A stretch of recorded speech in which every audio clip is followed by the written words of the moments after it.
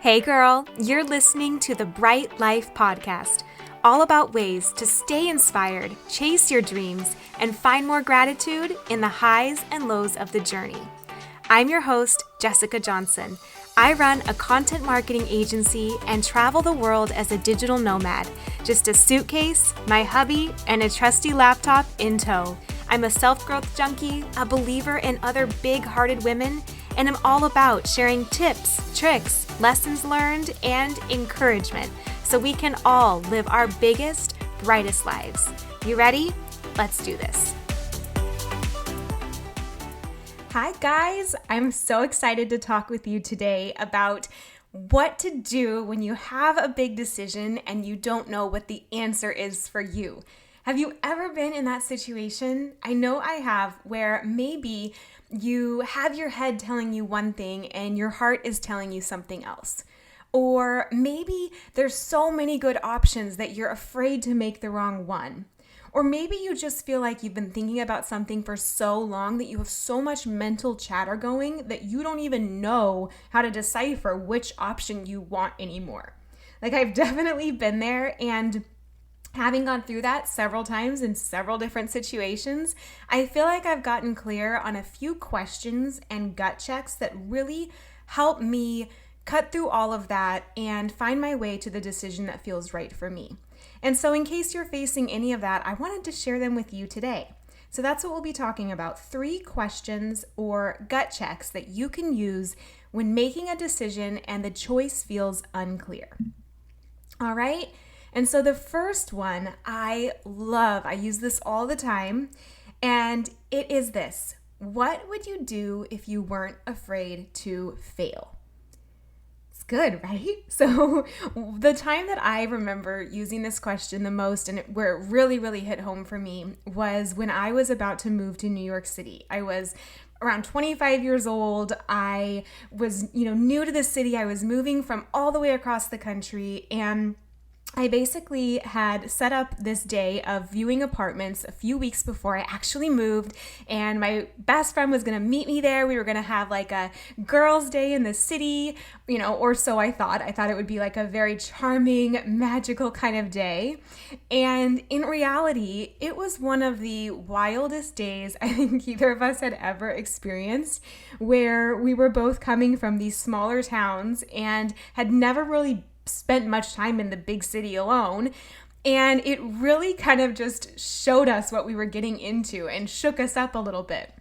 So, from the second I got on that red-eye flight to New York City, the passenger next to me proceeded to order 4 of those mini vodka bottles, get so drunk that he faked a medical emergency about halfway through the flight, middle of the night.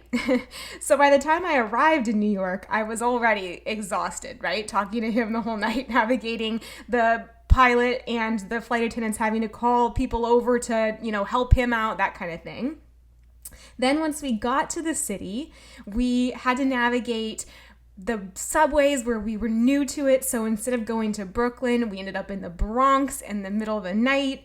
The broker's office, we saw all these places, but the day just felt so overwhelming that I ended up breaking down in tears in this broker's office. And the woman was probably like, oh my gosh, this woman is never going to survive a day in this city.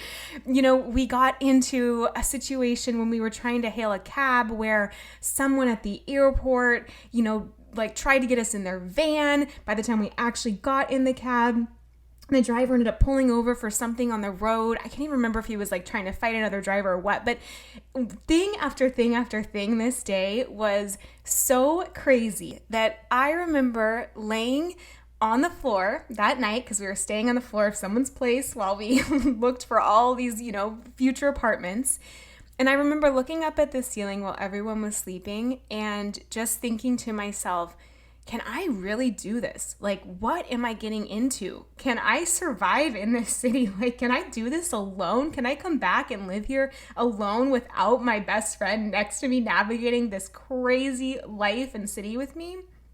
And it, shook me up a little bit. But I remember out of nowhere kind of getting that gut feeling of what would you do if you weren't afraid?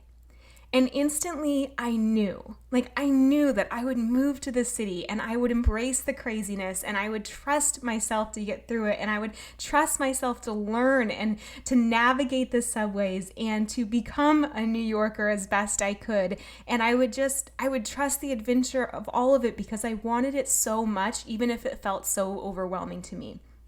And I am so grateful that I went with that gut feeling because that was one of the best times of my life. I absolutely loved my time there. And it was crazy. Like, there were things where a few days before I moved there, I got a notification that the apartment I had signed on for had been overtaken by bed bugs and I'd need to find a new place when I touched down in the city that morning.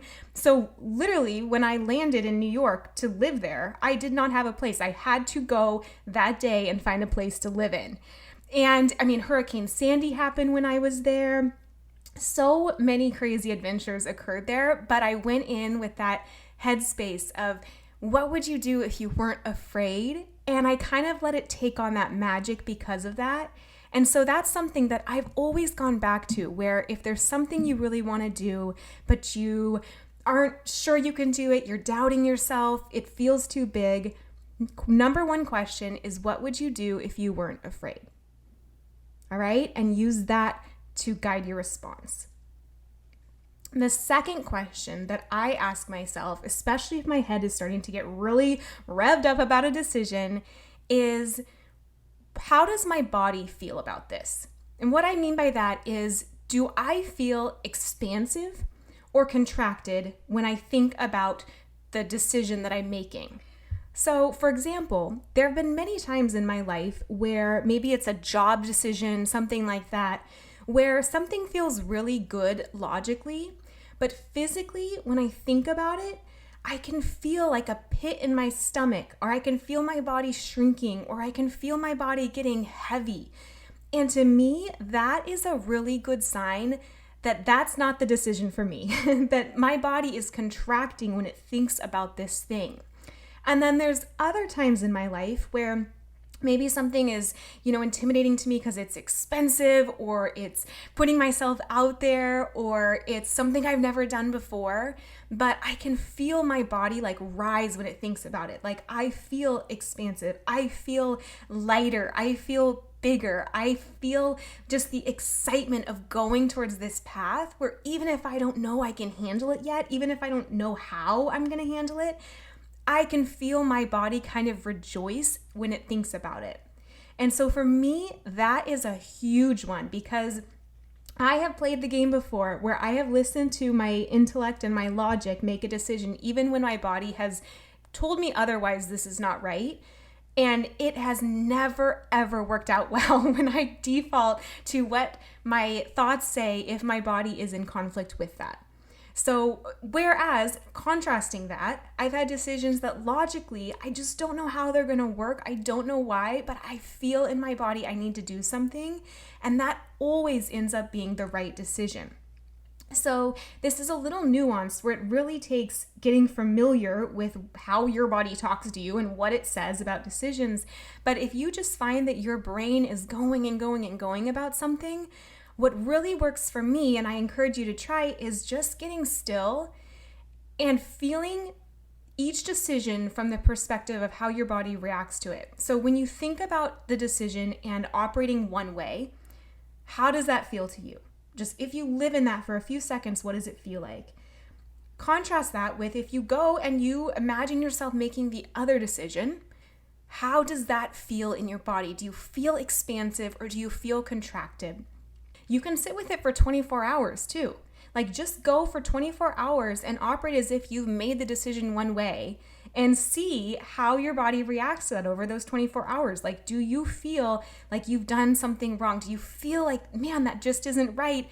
There's your kind of sign to maybe lean in and trust the greater wisdom, because our head can give us all kinds of ideas and there's all different reasons our head might say something, but I just really feel in my life like my heart and my body kind of knows. And so I've tried to make a practice of giving them a seat at the table when I'm making a decision. All right? So that's number 2. Do you feel expansive or contracted? What does your body say to that decision when you take out the thought engine? And the number 3 question that I ask myself is, what would you regret more? So this is a real good one when you are thinking about starting something new and you're afraid to put yourself out there or to begin something. So whether it's starting a business, starting a podcast, I've used it even, when we sold our belongings and became digital nomads. Like, what would I regret when I'm 85 years old? What would I regret more? Would it be not doing this thing? Would it be staying in this place? Would it be going? Like, just thinking from that perspective of one day, if we're all fortunate enough to get there, we're going to be in our 80s and our 90s, and we're going to look back and say, I wish I would have done this thing. I wish I would have gone on that date. I wish I would have taken that job. I wish I would have believed in myself. I wish I would have written the book. I wish I would have put myself out there more.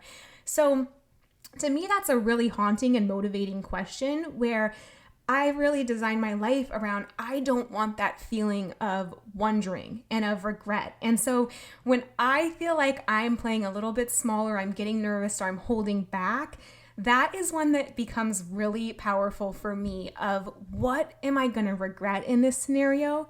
And if what I'm going to regret is like not going for something and wondering what if, that is really motivating for me to go with my bigger path and my bigger dream and not shrink away from it just because it feels safe. And you can do it for a period of time, right? We've talked about this too, where maybe you have that period of time where you're in this indecision and you're working through it. But at some point, maybe you always know that you're really going to get to that point where you know what you need to do. And so I encourage you that if you know you're going to have regret about not trying this, just go for it, because you never know where the path is going to lead once you just get out there and try it. So what I always say is looking back, would you regret not doing that thing that comes to mind when I'm talking to you right now? Would you wonder, what if? When you're 80, what would you have done? What would you have told yourself to do? And that can work for anything, whether it's getting on stage, traveling somewhere new, doing the thing that people can't imagine you doing, whatever it is. Honor your path and what's really going to speak to you, decades from now, I think can be so, so powerful.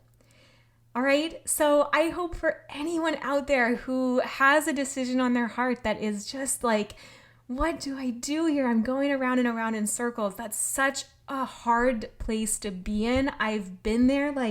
I spent, months there before starting my business, before starting my podcast, for sure. I get that there's that stage in things where you kind of have to sit with it and let yourself acclimate before you take the leap. But to get yourself out of that phase, because you only have one life and you don't want to spend too much time there, right? Ask yourself these questions. What would you do if you weren't afraid to fail?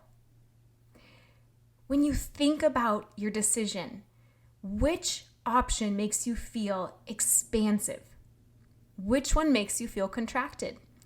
Go with the one that makes you feel lit up and expansive and excited, even if it makes you feel nervous. Just remember that anxiety and excitement are two sides of the exact same feeling.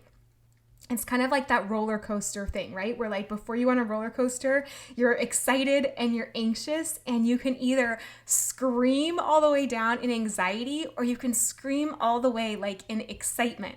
And I try and take that approach where if there's something on my heart that's really nerve-wracking to me, I know that I can either be scared of it or I can be excited by it and lean into the positive side of that same emotion. Okay?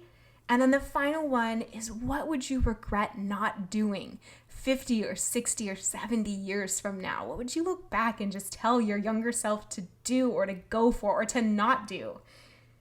Those are the things that have really, really helped me. I hope they help you as well. And if they do, please message me and let me know. I'd love to hear how they resonate and what choice you end up going for so I can cheer you on every step of the way for getting out there and following your dreams. Thank you so much for listening in. If you loved this episode, it would mean so much to me if you share it on Instagram stories and tag me so I can personally thank you for helping get the message out. I am so grateful to be on this journey with you. Until next time, talk to you soon.